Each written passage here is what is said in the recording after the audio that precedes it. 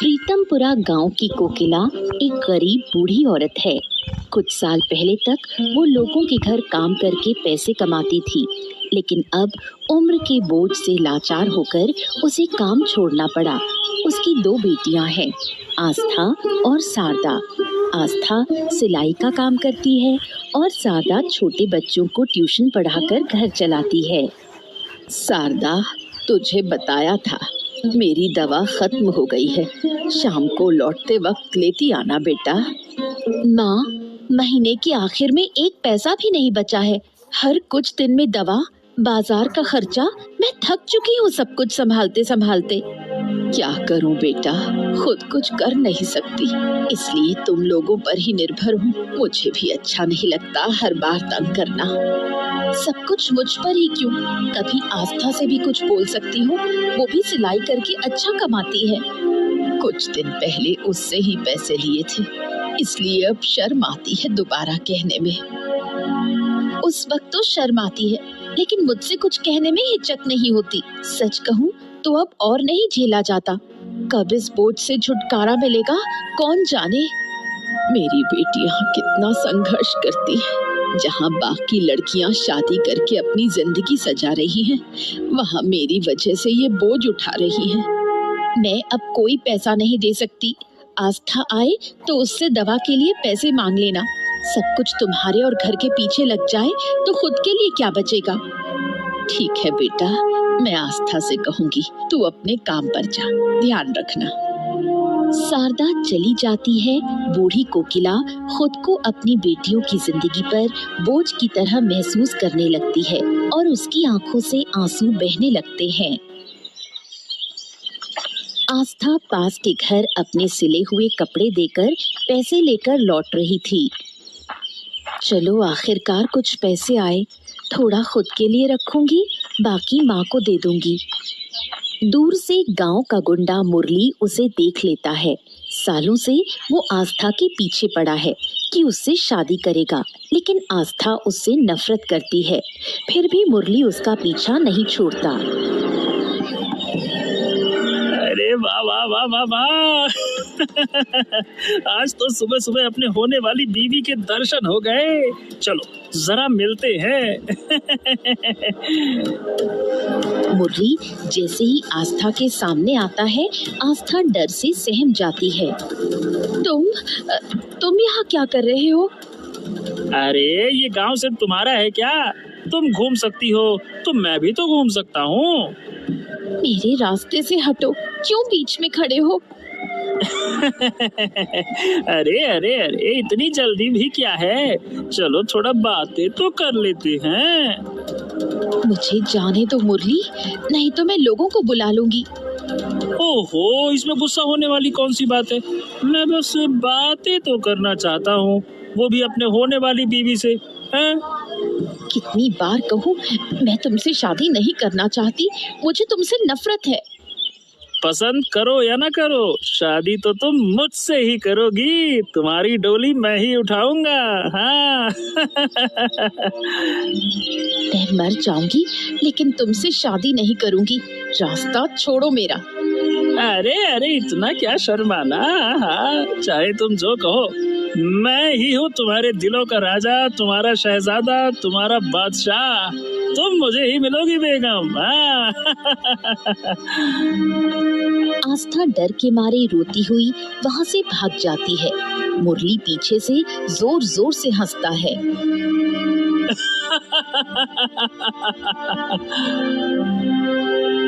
बीमार कोकिला घर पर थी। आस्था रोती हुई दौड़कर घर आई। उसे इस हालत में देख कोकिला घबरा गई। क्या हुआ बेटी, इस हालत में क्यों आई? किसी ने कुछ कहा? उस गुंडे मुरली ने फिर से मुझे तंग किया माँ। अब तो घर से बाहर निकलने में भी डर लगता है। ओफो, इस मुरली ने तो जीना मुश्किल कर दिया है। समझ में नहीं आता क्या चाहता है। वो मुझसे शादी करना चाहता है, कहता है कि मेरी शादी सिर्फ उसी से होगी। माँ, मैं मर जाऊंगी, लेकिन उस मुरली से शादी नहीं करूं। तक मैं जिंदा हूँ, उसकी गंदी मंशा कभी पूरी नहीं होगी। मैं जल्द ही तेरे और शारदा के लिए अच्छे लड़के ढूंढूंगी। लेकिन माँ, अगर हमारी शादी हो गई तो तुम? मैंने बहुत सोचा है, मेरी वजह से तुम लोग अपनी जिंदगी क्यों बर्बाद करो। यही सही वक्त है तुम्हारी शादी का। लेकिन माँ, मुरली अगर शादी ना होने दे तो? मैं अभी जिंदा हूँ, सब संभाल लूंगी। मैं तुम्हारे लिए राजकुमार जैसा लड़का ढूंढूंगी। अपनी बेटियों को जिम्मेदारी से मुक्त करने और समाज की बुरी नजरों से बचाने के लिए कोकिला उनके लिए अच्छे लड़के ढूंढने लगती है। जयपुर के मशहूर कपड़ा व्यापारी पीताम्बर अपने बेटों प्रणव और आनंद के लिए योग्य लड़कियां ढूंढ रहे थे। तभी उन्हें आस्था और शारदा की तस्वीरें मिली। उन्होंने शारदा को प्रणव के लिए और आस्था को आनंद के लिए पसंद किया। प्रणव और आनंद, मैंने तुम दोनों के लिए 2 लड़कियां ढूंढी हैं। देखो, ये रही आस्था और शारदा, 2 बहनें। पीताम्बर ने तस्वीरें दिखाई, लेकिन जैसे ही प्रणव ने आस्था की तस्वीर देखी, उसे वो बहुत पसंद आ गई और उसने आस्था से शादी की इच्छा जताई। आस्था छोटी है, इसलिए मैं उसे आनंद के लिए सोच रहा था। लेकिन अगर तुम्हें आस्था पसंद है तो आनंद से शारदा की बात कर लेंगे। क्या कहते हो आनंद, कोई आपत्ति है? नहीं पिताजी, जो आप तय करेंगे मुझे मंजूर है। तो ठीक है, फिर मैं कोकिला और उसकी बेटियों को घर बुला लेता हूँ। आगे की बात वहीं करेंगे, ठीक है? उधर कोकिला आस्था और शारदा को प्रणव और आनंद की तस्वीरें दिखाकर उनकी राय पूछती है। बड़े बेटे का नाम प्रणव है और छोटे का आनंद। दोनों ही अपने पिताजी का कारोबार संभालते हैं। माँ, जो भी तुम तय करोगी मुझे मंजूर है। आनंद ठीक ठाक दिखता है, आस्था के साथ अच्छा लगेगा, और अगर माँ को प्रणव पसंद है तो मुझे कोई दिक्कत नहीं। आस्था की शादी आनंद से नहीं प्रणव से होगी। लेकिन क्यों? मैं बड़ी हूँ तो प्रणव से मेरी शादी होनी चाहिए। पीताम्बर जी ने भी ऐसा ही सोचा था, लेकिन जैसे ही प्रणव ने तस्वीर देखी, उसे आस्था पसंद आ गई और उन्होंने तुझे आनंद के लिए चुना है। ये क्या बात हुई? मैं बड़ी हूँ, मेरी शादी बड़े बेटे से होनी चाहिए। माँ, क्यों ना तुम प्रणव से दीदी की शादी की बात करो, मुझे आनंद से कोई परेशानी नहीं। प्रणव ने आस्था को पसंद कर लिया है, जबरदस्ती कुछ करेंगे तो रिश्ता टूट जाएगा। बचपन से आस्था ही सब कुछ ले जाती है, अब मेरी पसंद का लड़का भी उसे पसंद कर बैठा। वो मेरी बहन नहीं, मेरी बदकिस्मती है। इस तरह आस्था और प्रणव और शारदा और आनंद की शादी पक्की हो जाती है। लेकिन मन ही मन शारदा ठान लेती है कि आस्था को वो चैन से जीने नहीं देगी। मुरली को जब पता चला कि आस्था की शादी प्रणव से तय हुई है तो वो बहुत गुस्से में आ गया। वो सीधा कोकिला के घर पहुंचा और तोड़फोड़ करने लगा। क्या ये क्या कर रहे हो? रुको, मैं कह रही हूँ रुको। मैं सालों से कह रहा हूँ कि मैं आस्था से शादी करना चाहता हूँ और तुमने बिना मुझसे पूछे किसी और से उसकी शादी कैसे तय कर दी हैं? आस्था तुमसे डरती है, वो तुमसे शादी नहीं करना चाहती। उसने ये बात तुम्हें कई बार कही है। उसे क्या पसंद है क्या नहीं, इससे मुझे कोई फर्क नहीं पड़ता। मैं उसी से शादी करूंगा और अगर वो मुझसे शादी नहीं करती है तो मैं किसी और से उसकी शादी होने भी नहीं दूंगा। मैं अपनी बेटी की शादी तुमसे कभी नहीं करूंगी। अब यहाँ से निकल जाओ, वरना मैं पुलिस को बुलाऊंगी। अरे जिसे बुलाना है बुला लो, मैं यहाँ से नहीं हिलने वाला। मैं भी देखता हूँ कि उसकी शादी होती कैसे है। अब तो तुम शांति से नहीं जाओगे। रुको, अभी बताती हूँ तुम्हें। कोकिला घर के अंदर से एक धारदार छुरी लेकर भागती हुई बाहर आती है। मुरली उसे देखकर डर जाता है। कोकिला जोर जोर से चिल्लाने लगती है। आसपास के लोग जमा हो जाते हैं। शादी के दिन घर में सब लोग मौजूद हैं। शारदा और आस्था सज धज कर बैठी हैं। पीताम्बर कोकिला को बुलाता है। पीताम्बर बाबू, आपने बुलाया? हाँ, ये कुछ गहने हैं, ये प्रणव की माँ के गहने हैं। उनकी आखिरी इच्छा थी कि वो ये सारी चीजें दोनों बहुओं में बांट दी जाए। अब तुम जाकर आस्था और शारदा को बराबर हिस्सों में बांट दो। बारात आने ही वाली है, ठीक है? कोकिला गहने लेकर आस्था और शारदा के पास जाती है, लेकिन बांटते समय आस्था को एक जोड़ी झुमके और एक बड़ा हार ज्यादा दे देती है। ये क्या, तुमने बड़ा हार आस्था को दे दिया, मेरा क्या? धीरे बोलो, कोई सुन लेगा। आस्था बड़ी बहू है, उसे थोड़ा ज्यादा देना पड़ेगा। तुम्हें भी एक हार मिला है, बस थोड़ा छोटा है। बड़ी बहू को बड़ा हार मिलना ही चाहिए। माँ, मुझे छोटा हार पहनने में कोई दिक्कत नहीं। दीदी, तुम मेरा हार ले लो और अपना मुझे दे दो। ओफो, तुम लोग मुझसे ज्यादा समझदार हो क्या?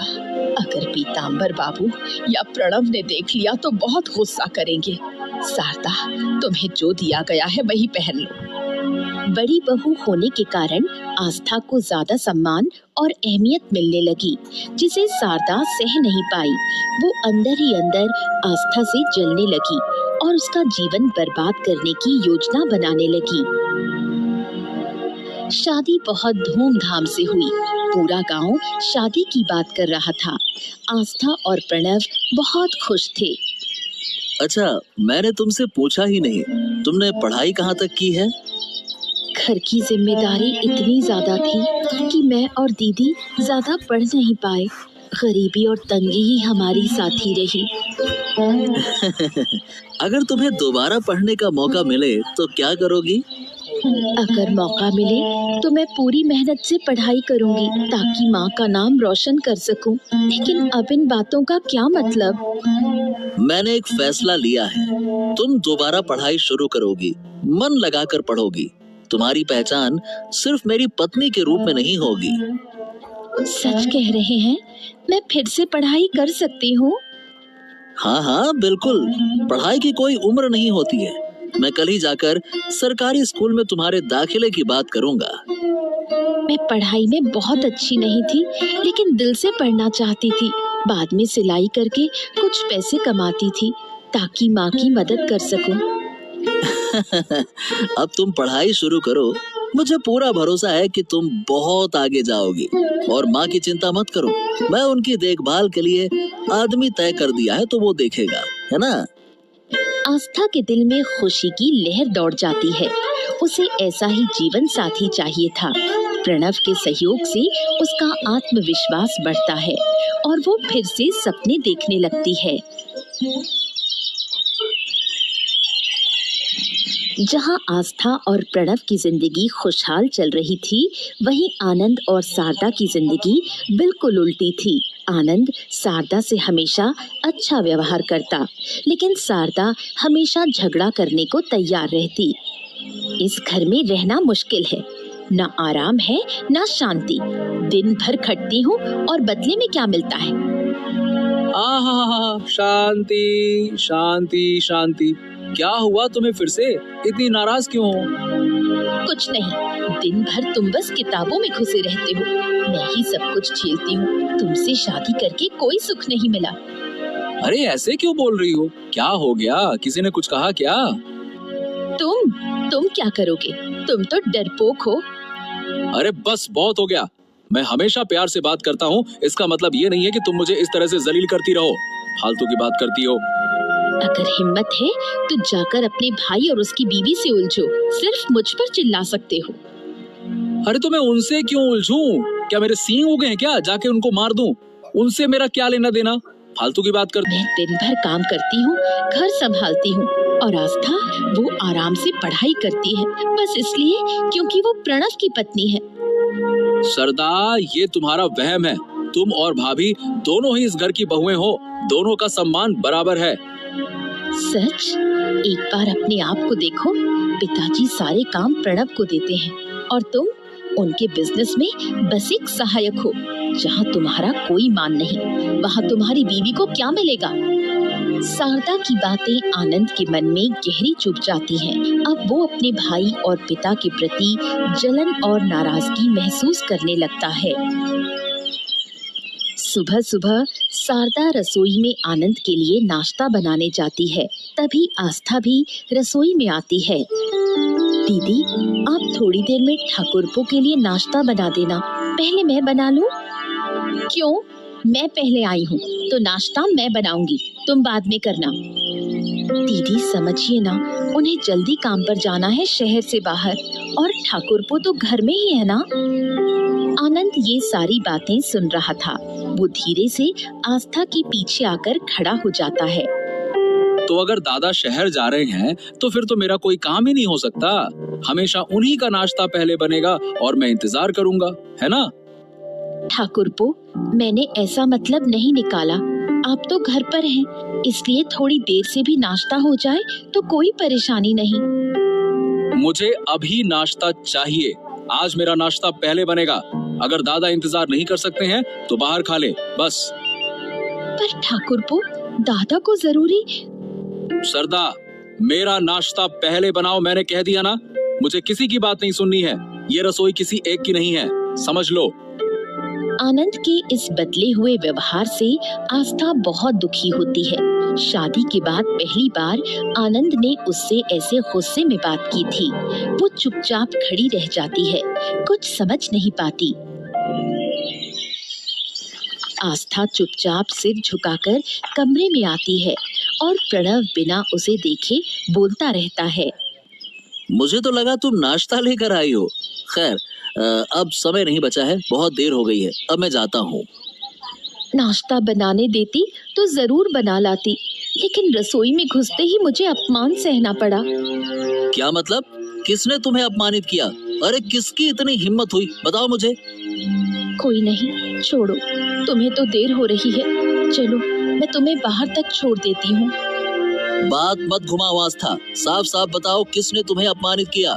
जब यहाँ पे मैं हूँ तो कौन ऐसी जरूरत कर सकता है, बताओ। कुछ खास नहीं हुआ, मैं नाश्ता बनाने गई थी। ठाकुरपो चिल्लाकर बोले कि अब से उसका नाश्ता पहले बनेगा, और कहा रसोई किसी एक की नहीं है। क्या? आनंद ने ऐसा बोला? आस्था, तुम सच कह रही हो? वो तो कभी ऐसी बात नहीं करता। मैं भी यही सोच रही थी।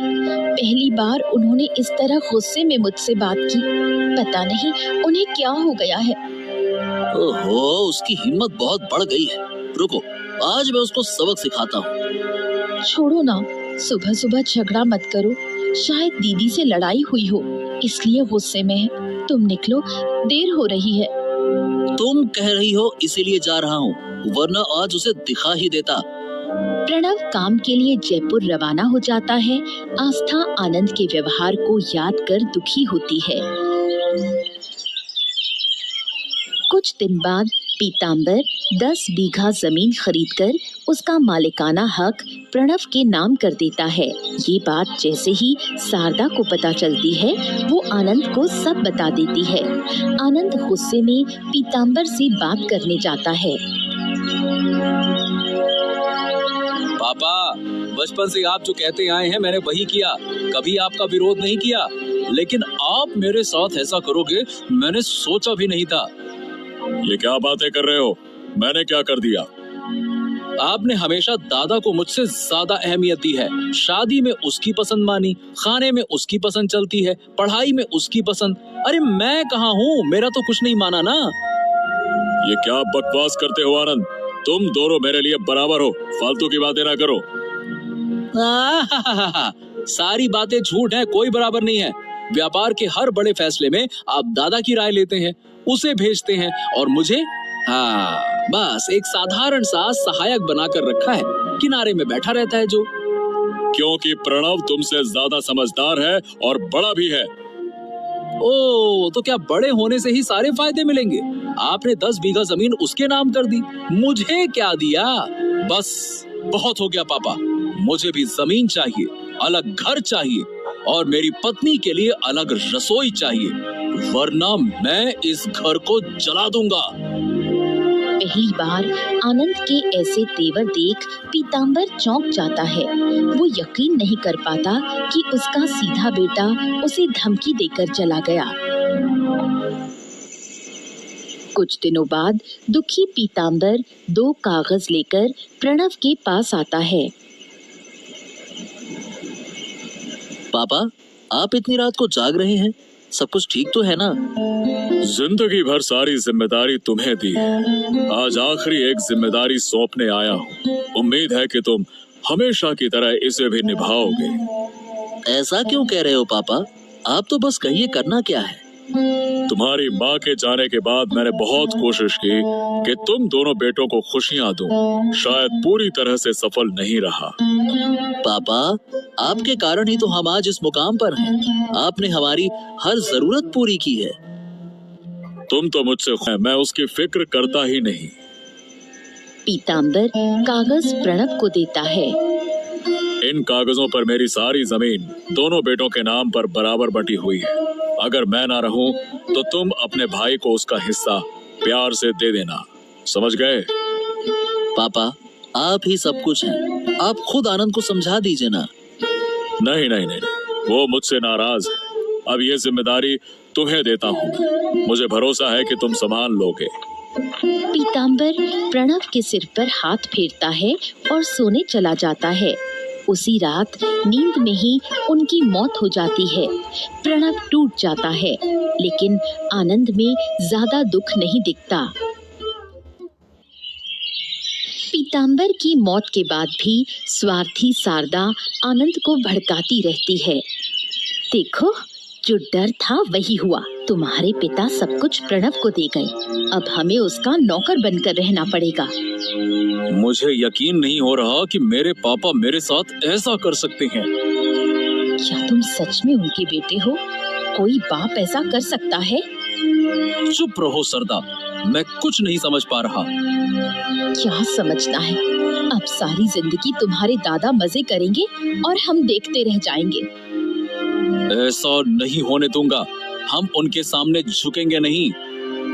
अब तो वो आस्था भी रसोई पर कब्जा कर लेगी, रोज झगड़े करेगी, तुम्हें बेइज्जत करेगी। अच्छा हुआ जो पापा मर गए, वरना मैं ही उन्हें मार देता। गद्दार! बाहर छिपकर खड़ा प्रणव ये सब सुन रहा था। कहती हूँ किसी तरह प्रणव से वो 10 बीघा जमीन छीन लो, फिर हम राज करेंगे। छी छी छी छी छी, पापा को गए बस एक ही दिन हुआ है और ये लोग जमीन के पीछे पड़े हैं। आनंद को पापा के मरने का दुख ही नहीं है, बस लालच लालच लालच। ये सब सोचते ही प्रणव को आनंद और शारदा से घृणा होने लगती है।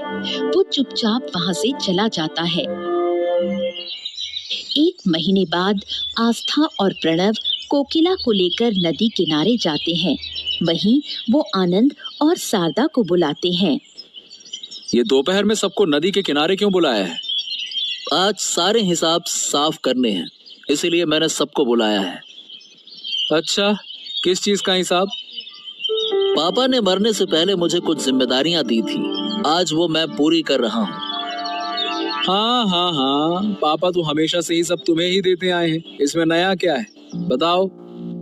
आज तुम्हारा ये भ्रम टूट जाएगा आनंद, और जो जहर तुम्हारे दिमाग में भर गया है वो भी साफ हो जाएगा। प्रणव पीताम्बर द्वारा दी गई जमीन के कागज आनंद को दिखाता है। ये देखो, ये जमीन 20 बीघा है, 10 तुम्हारी 10 मेरी। घर भी पापा ने हमारे नाम पर बराबर बांटा है। हाँ, मतलब मैं अब तक जो सोचता रहा वो सब गलत था।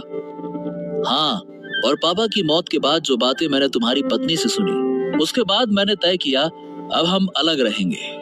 अलग घर, अलग व्यापार और अलग रसोई।